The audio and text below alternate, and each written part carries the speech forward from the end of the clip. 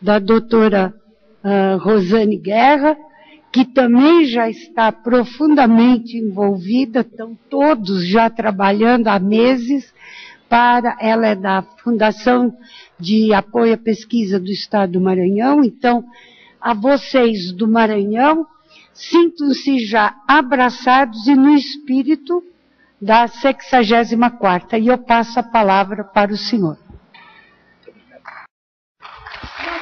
Não, desculpa, errei. Eu estou cansada. O senhor desculpa? Não, quem tem que falar agora, porque tem a ordem dos vídeos. Eu peço desculpa, gente, vocês me desculpam, né?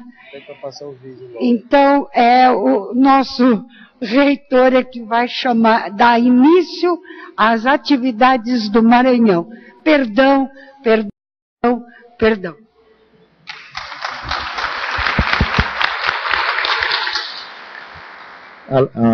A lei está prevista passar um vídeo. Vídeo. Está lá em cima. Por favor, o vídeo do Maranhão.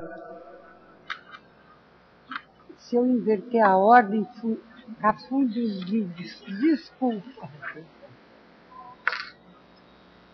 Começou, não. Minha terra tem palmeira, sim, senhor. Tem lagoa, sol e mar. Tem, sim, senhor. Cachoeiras e florestas, cerrados, lençóis de areia, histórias pra se contar. E Maranhão, Maranhão é uma viagem. Quem conhece se apaixona. E Maranhão, essa é minha terra, esse é meu Maranhão. Esse é meu patrimônio, essa é minha canção. Essa é minha gente que dança e sorri e de braços abertos recebe a todos feliz. Maranhão é uma viagem. Por favor, o vídeo da Universidade Federal do Maranhão. Agora eles falam primeiro. Por favor, o vídeo da Universidade Federal do Maranhão.